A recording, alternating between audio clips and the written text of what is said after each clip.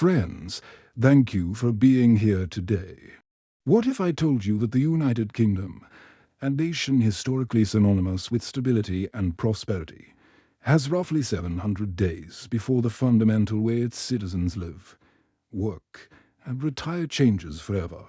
And what if I told you that while the world is distracted by daily headlines, 6 separate existential crises are converging simultaneously to dismantle the British economy, creating a perfect storm that 95% of the population is completely unprepared for?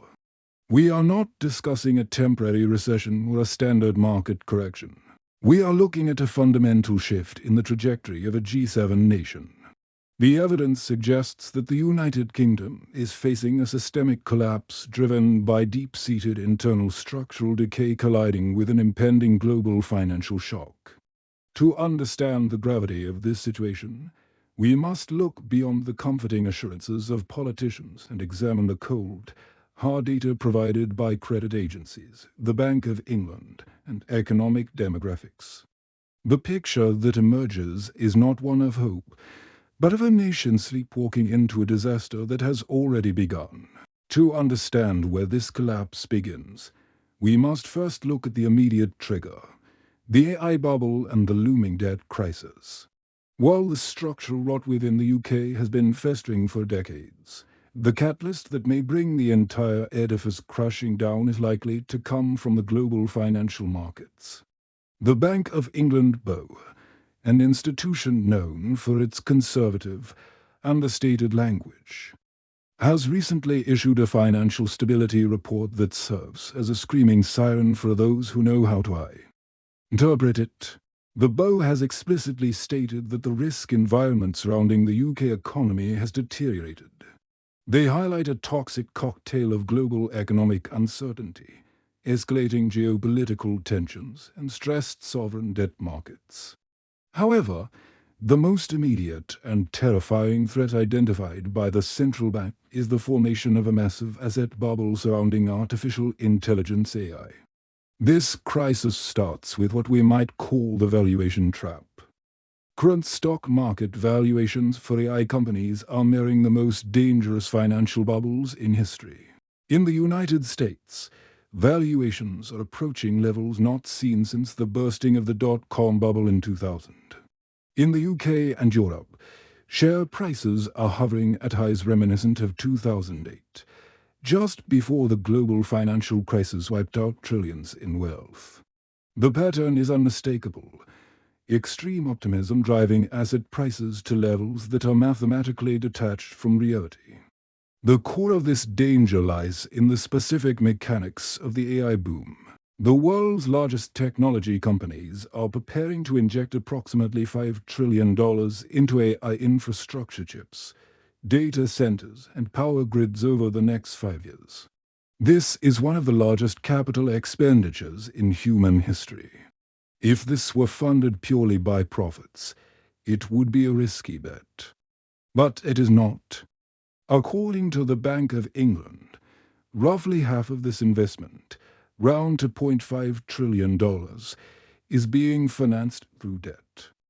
Beyond valuations, we are witnessing a profitability gap that creates profound systemic fragility. We are witnessing a financial model that is fundamentally unsustainable. Take the example of major AI firms like OpenAI. Industry data suggests infrastructure commitments reaching $1.4 trillion over the coming years, dwarfing current annual revenues of roughly $13 billion. This chasm between revenue and expenditure cannot be bridged by organic growth. It requires a perpetual drip of external financing. This creates a systemic fragility. If the promised AI revolution is delayed, or if the monetization of these technologies does not match the exponential growth of the debt used to build them, the entire house of cards faces collapse. We are looking at a potential Minsky moment, a sudden collapse of asset values which is part of the credit cycle or business cycle. The Bank of England warns that this debt is not isolated. It has permeated the banking sector and, more worryingly, the shadow banking sector. Hedge funds and private equity firms have taken on massive leverage to ride the airwave. In the UK alone, hedge funds have accumulated roughly £100 billion in leveraged borrowing linked to UK gilts government bonds. This sector is opaque, lightly regulated, and unlike traditional banks, it has never been stress-tested by a macroeconomic downturn of this magnitude. If the AI bubble bursts, the losses will not be contained to Silicon Valley. They will ripple through the interconnected web of global finance, triggering a credit freeze that the UK, with its weakened economy, is ill-equipped to survive. If the financial markets are the spark, we must next examine the fuel, the deep structural economic decay and internal rot within the UK economy. If the AI debt bubble is the match, the UK's domestic economy is the pile of dry tinder waiting to ignite. The immediate trigger of a financial crash would be manageable for a robust nation. But Britain is no longer a robust nation. Let's look specifically at the recent credit downgrade and the ongoing productivity crisis. Last week, a significant event occurred that barely made the mainstream news cycle. Moody's downgraded Britain's credit rating from AA to AA. To the average citizen, this may sound like abstract financial jargon, but the implications are tangible and severe. The international financial community has effectively looked at the UK government's books and declared a loss of confidence. This is the national equivalent of a credit score drop. It means every pound the government borrows to fund hospitals, schools, or infrastructure now costs more. This loss of confidence is rooted in a productivity crisis that has flatlined the economy.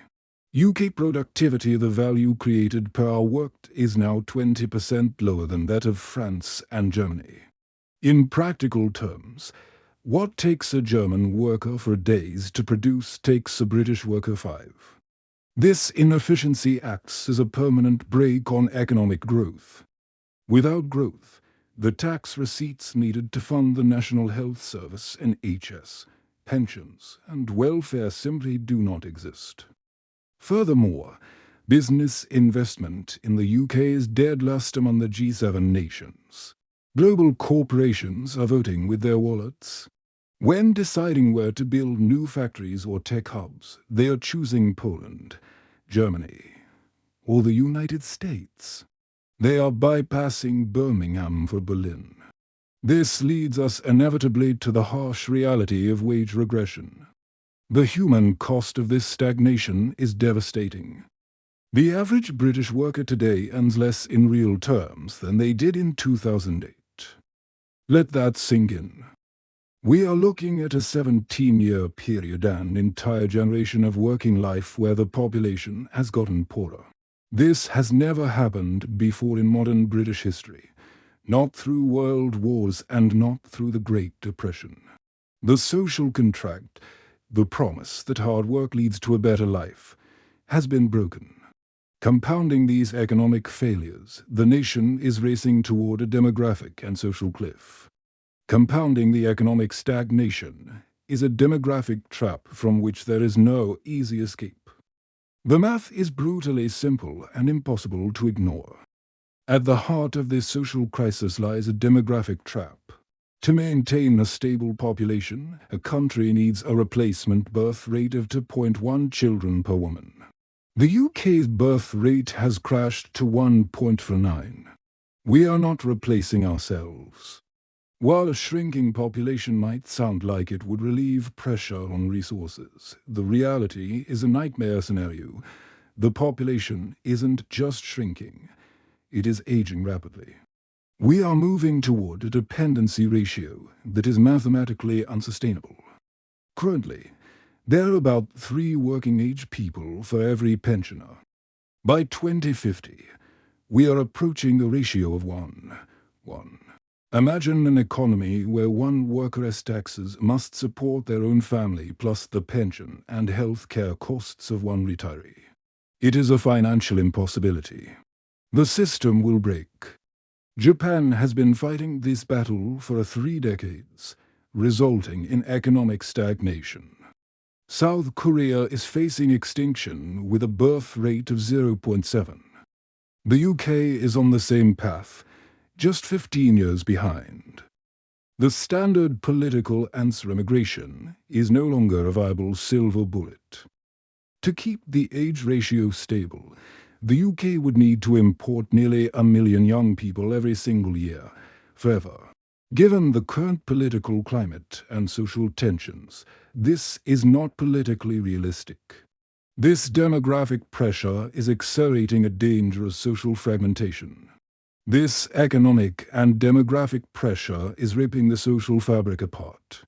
We are seeing a return to Victorian-level inequality. A child born in the deprived town of Blackpool now has a life expectancy 10 years shorter than a child born in the wealthy borough of Westminster.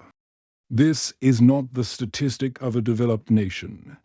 It is the sign of a failing state. Consequently, trust in institutions, Parliament, the police, the media, the NHS is plummeting. We are witnessing the emergence of a two-tier society.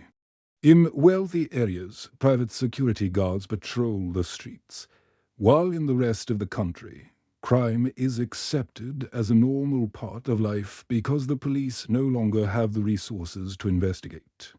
The shared sense of solidarity that carried Britain through World War II is gone, replaced by tribalism. Young versus old, cities versus towns, leavers versus remainers. These groups no longer share a reality, making political consensus on painful but necessary reforms impossible, while society fractures. We must also confront the reality of total infrastructure and energy system failure, while the society fractures. The physical world around us is literally crumbling. The UK has entered an infrastructure doom loop. This occurs when infrastructure decays past a critical point where it becomes too expensive to fix, so it is left to degrade further, which only makes the eventual repair costs even more astronomical. The most visible evidence of this is the physical decay of the nation's core systems. The water system is a prime example of this catastrophe. Victorian-era pipes are collapsing underground, leaking 30% of all water before it ever reaches a tap. Water companies, having paid out billions in dividends rather than investing in repairs, are now warning of water shortages in major cities within a decade, not because of drought, but because the pipes cannot deliver the water. The road network faces a £14 billion backlog for emergency repairs. Local councils, bankrupt and starved of cash, cannot fill the potholes. In 10 years, large sections of the road network will be essentially unusable. The NHS faces an £11 billion maintenance backlog, with hospitals operating in buildings where roofs leak and ceilings are at risk of collapse. Operating theatres are being closed because the buildings themselves are unsafe. Perhaps even more dangerous than crumbling roads is the nation's extreme energy vulnerability. Perhaps the most dangerous vulnerability lies in energy. The UK has allowed North Sea oil and gas production to fall by 75% since 2000, transforming the nation from an energy exporter to a massive net importer. This exposure was laid bare in 2022 when energy bills tripled, forcing the government to spend tens of billions it didn't have to subsidize bills and prevent immediate collapse. We have shut down coal plants and allowed nuclear facilities to age out, betting everything on renewables and gas imports. Yet, the renewable transition is built on a foundation of sand. The UK produces almost none of the copper, lithium, or rare earth minerals required for wind turbines and batteries. We are entirely dependent on global supply chains, predominantly controlled by China. If those supply chains are disrupted, the UK's energy transition stops dead, leaving the country facing genuine blackouts. These domestic failures are occurring against a backdrop of geopolitical isolation and the risk of global contagion. For decades, Britain relied on its international standing to paper over domestic cracks. That era is over. The UK's international position has weakened dramatically over the last 10 years. We have to be honest about the post-Brexit reality. Leaving the European Union meant leaving the UK's largest trading partner. The frictionless market access that British businesses relied on is gone, replaced by paperwork, delays, and increased costs. European investment has plummeted. Furthermore, the special relationship with the United States is in decline. Britain's strategic value to Washington was largely as a bridge to Europe.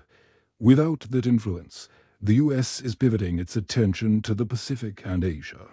The UK is scrambling to sign trade deals with nations like India and Australia, but it is doing so from a position of weakness. As a medium-sized economy desperate for deals, the UK is forced to make concessions that offer little benefit to its domestic industries. This diplomatic isolation is mirrored by a stark military weakness. Hard power backs soft power, and here too, the decline is stuck. The British Army is at its smallest size since the Napoleonic Wars. The Royal Navy cannot maintain its ships, and the RAF is flying aging aircraft. While the UK remains a nuclear power, in conventional terms, it is a shadow of its former self. In a world of rising geopolitical conflict, being militarily weak and diplomatically isolated is a dangerous combination. Crucially, this isolation leaves the UK highly exposed to global contagion. Crucially, the Bank of England warns that even if the UK had its own house in order, it is highly exposed to global contagion. The US stock market is currently being propped up by a handful of AI companies: Nvidia, Microsoft, Google, which accounted for 67% of the S&P 500's returns recently. If the US market sneezes, the world catches a cold. Because the City of London is so deeply integrated into global finance, a crash in US AI stocks would immediately drag down UK equities, pension funds, and the value of the pound. The UK is exposed to the risks of the American system without having the resilience of the American economy. When we step back to look at the macro picture, we face a scenario that is potentially something worse than a recession. When we step back and look at the macro picture, the warnings align with the theories of renowned investor Ray Dalio. Dalio argues that we are not merely facing a business cycle recession, but something worse. He identifies 5 historic forces converging simultaneously: excessive debt, internal political division, geopolitical conflict, natural disasters, climate risk, and rapid technological disruption, AI. The UK is the epicenter where all these forces are colliding. We are facing a breakdown of the monetary order. The concern is that governments, including the UK, have borrowed to the limit. When the next crisis hits, be it a war, a pandemic, or a financial crash, the fiscal capacity to bail out the system simply won't exist. This leads to a currency crisis, where confidence in the pound evaporates, causing hyperinflation in import costs, food and energy, while the domestic economy collapses. This is the doom loop in its final form. Economic stagnation leads to lower tax revenue. Lower revenue means infrastructure cannot be fixed. Crumbling infrastructure kills growth.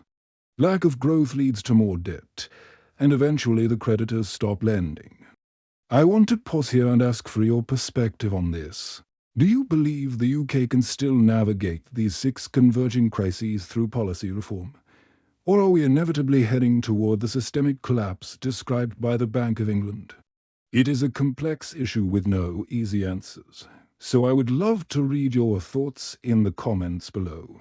So, how does this play out in the coming years, and what is the timeline of decline and strategic adaptation? So, how does this play out? We are not looking at a Hollywood-style overnight apocalypse, but a grinding, accelerating degradation of quality of life. Here is the projected timeline. By 2026, we will see an acceleration of council bankruptcies. Cities like Birmingham were just the first dominoes. Libraries, youth centers, and non-essential services will vanish. NHS waiting lists will hit new records, and real wages will continue to fall. Moving into 2027, the first major infrastructure failures will occur. This could be a regional power blackout, a water crisis in a major city, or a critical transport failure. The government will promise fixes it cannot afford. By 2028 and 2029, the economic crisis hits in full force. Whether triggered by a US recession or a homegrown debt crisis, unemployment will spike, and the cost of national debt will become unsustainable. Real austerity will begin, not just cuts to growth, but deep slashes to core services. From 2030 to 2032, we reach the social breaking point. We can expect mass protests, strikes, and potentially civil unrest. Political instability will become the norm, with governments unable to last full terms. Finally, from 2033 onwards, the UK faces a fork in the road. One path is radical, painful restructuring. The more likely path is managed decline, the UK accepting its new status as a medium-income country with deteriorating services, relying on mass immigration to keep the lights on. Now, we must confront the psychology of denial and the mechanics of survival in this new reality. To truly prepare, we must first confront the psychological barrier that prevents action: normalcy bias. This is the cognitive glitch that leads people to believe that because things have always been a certain way, they will continue to be that way forever. It is the reason why people stay in burning buildings or wait too long to evacuate before a hurricane. In the case of the UK, it manifests as the belief that Britain is a rich country. It will bounce back. It always has. But history is littered with the wreckage of empires and nations that thought exactly the same thing right up until the moment they fell. We must understand that decline is not an anomaly. It is a historical constant. The anomaly was the stability of the last 70 years.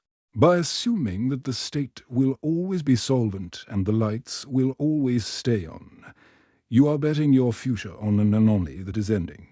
We must also be clear about what life looks like in a state of managed decline. It does not necessarily look like a Hollywood apocalypse with fire in the streets. Instead, it looks like a slow, suffocating squeeze on the middle class.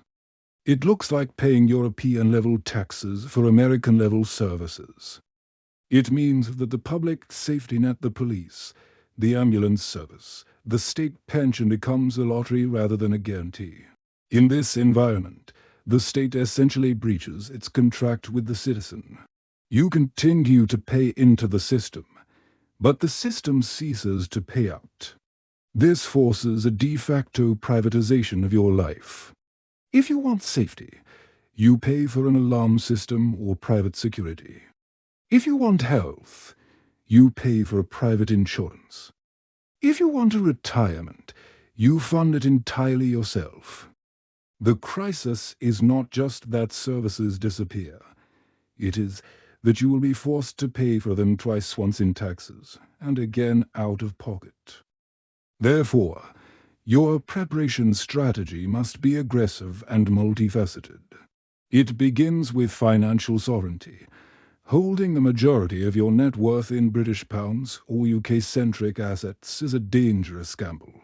If the UK experiences a sovereign debt crisis or a currency collapse similar to the 1976 IMF, bail out, but worse, the purchasing power of your savings could be wiped out overnight. You need exposure to assets that are inversely correlated to the UK's economic health. This means global equities, commodities, and perhaps currencies of nations with stronger fiscal balance sheets. You cannot afford home bias in your portfolio when your home is on fire. Beyond finance, you must cultivate professional anti-fragility in a shrinking economy. The job market becomes a zero-sum game. The most secure position is one where your income is detached from the local economy. If you can work remotely for a company based in the US, Switzerland, or Singapore, you are essentially engaging in geographic arbitrage earning in a strong currency while living in a weakening one. This protects you from the local wage stagnation we discussed earlier. If your income is entirely dependent on UK consumer spending or government contracts, you are directly in the blast radius of the coming collapse. Finally, we must talk about the window of opportunity. I mentioned at the start that we have roughly 700 days. This is an estimate based on the convergence of these debt cycles and political timelines. Right now, capital controls do not exist. Right now, you can move money freely. Right now, you can apply for visas elsewhere. Right now, you can buy gold or foreign assets with a click of a button. When the crisis becomes acute, these doors slam shut. Governments in crisis always try to trap capital and people to keep the system afloat. The time to build your lifeboat is not when the ship is sinking. It is while the band is still playing. Do not mistake the current calm for safety. It is merely the deep breath before the plunge. If you are finding value in this analysis and want to stay ahead of these economic shifts, please make sure to hit the like button and subscribe to the channel. Your support helps us continue to uncover these critical trends that impact us all. This brings us to the final and most important question. What are you going to do about it, friends? The UK we have known for the last 75 years prosperous, stable. Providing comprehensive public services is ending.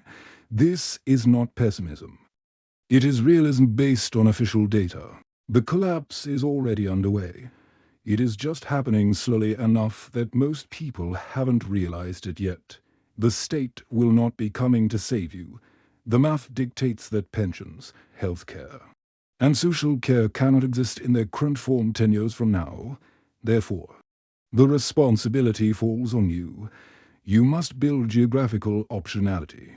If you have skills that are transferable, look at countries like Australia or Canada that are actively recruiting. You must invest in portable assets. Do not keep all your wealth locked in a liquid UK property or sterling. You must build personal resilience, backup power. Water storage and strong community networks are not paranoia. They are sensible insurance against failing infrastructure. The question is not, is Britain about to collapse? The question is, what are you going to do about it? The gap between those who see this coming and prepare, and those who assume normalcy will continue, will be the difference between security and devastation. Make your decisions now, while there is still time.